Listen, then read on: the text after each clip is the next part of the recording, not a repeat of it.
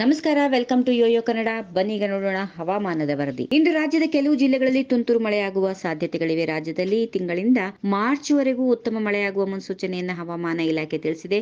ರಾಜ್ಯದ ಕೆಲವು ಜಿಲ್ಲೆಗಳಲ್ಲಿ ಮೋಡ ಕವಿದ ವಾತಾವರಣ ಇರುತ್ತದೆ. ಬೆಂಗಳೂರು, ಚಿಕ್ಕಬಳ್ಳಾಪುರ, ರಾಮನಗರ, ತುಮಕೂರು, ಮೈಸೂರು, ಮಂಡ್ಯ, ಚಿಕ್ಕಮಗಳೂರು, ಶಿವಮೊಗ್ಗ, ಹಾಸನ, ಕೊಡಗು ಜಿಲ್ಲೆಗಳಲ್ಲಿ ಮೋಡ ಕವಿದ ವಾತಾವರಣ ಇರಲಿದೆ. ಬೆಂಗಳೂರು ಮತ್ತು ಸುತ್ತಮುತ್ತಲಿನ ಪ್ರದೇಶಗಳಲ್ಲಿ ಕೆಲವೊಮ್ಮೆ ಮೋಡ ಕವಿದ ವಾತಾವರಣ ಇರುತ್ತದೆ. ಕೆಲವು ಕಡೆಗಳಲ್ಲಿ ಬೆಳಗಿನ ಜಾವ ಮಂಜು ಮುಸುಕಿ ಇರುತ್ತದೆ. ಗರಿಷ್ಠ ಉಷ್ಣಾಂಶ 29 ಡಿಗ್ರಿ ಸೆಲ್ಸಿಯಸ್, ಕನಿಷ್ಠ 17 ಡಿಗ್ರಿ ಸೆಲ್ಸಿಯಸ್ ಇರಲಿದೆ. ಹಲವು ದಿನಗಳಿಂದ ಕರಾವಳಿಯ ಉಡುಪಿ, ಉತ್ತರ ಕನ್ನಡ, ದಕ್ಷಿಣ ಕನ್ನಡ ಜಿಲ್ಲೆಗಳಲ್ಲಿ ವ್ಯಾಪಕ ಮಳೆಯಾಗಿತ್ತು. ಇದರೊಂದಿಗೆ ಮಲೆನಾಡಿನ ಚಿಕ್ಕಮಗಳೂರು, ಶಿವಮೊಗ್ಗ, ಚಾಮರಾಜನಗರ, ಕೊಡಗು ಹಾಗೂ ಬೆಂಗಳೂರು, ಮಂಡ್ಯ, ಮೈಸೂರು, ಕೋಲಾರ, ಚಿಕ್ಕಮಗಳೂರು ಜಿಲ್ಲೆಗಳಲ್ಲಿ ಆಗಾಗ ಮಳೆ ದಾಖಲಾಗಿತ್ತು. ಈ ಪ್ರದೇಶಗಳಲ್ಲಿ ಮತ್ತೆ ತೀವ್ರ ಚಳಿ ಸೃಷ್ಟಿಯಾಗುವ ಸಾಧ್ಯತೆಗಳು ಕಂಡುಬಂದಿವೆ. ಉತ್ತರ ಒಳನಾಡಿನ ಭಾಗದ ವಿಜಯಪುರ ಜಿಲ್ಲೆಗಳಲ್ಲಿ ಶುಕ್ರವಾರ ಮತ್ತೆ 12 ಡಿಗ್ರಿ ಸೆಲ್ಸಿಯಸ್ ಗರಿಷ್ಠ ತಾಪಮಾನ ದಾಖಲಾಗಿದೆ. ಇದರೊಂದಿಗೆ ಧಾರವಾಡದಲ್ಲಿ 13.6 degree Celsius, Bagalkot 14.8 degree Celsius ಕನಿಷ್ಠ ತಾಪಮಾನ ದಾಖಲಾಗಿದೆ. ಕರ್ನಾಟಕದ ಬಹುತೇಕ ಭಾಗದಲ್ಲಿ ಈ ಜಿಲ್ಲೆಗಳಲ್ಲಿ ಮುಂದಿನ ದಿನಗಳಲ್ಲಿ ಚಳಿ ಶುಷ್ಕ ವಾತಾವರಣ ಮುಂದುವರಿಯಲಿದೆ. ಒಂದೆರಡು ಕಡೆಗಳಲ್ಲಿ ತುಂತುರು ಮಳೆ ಆಗಬಹುದು. ಇದರ ಹೊರತು ಯಾವ ಜಿಲ್ಲೆಗಳಿಗೂ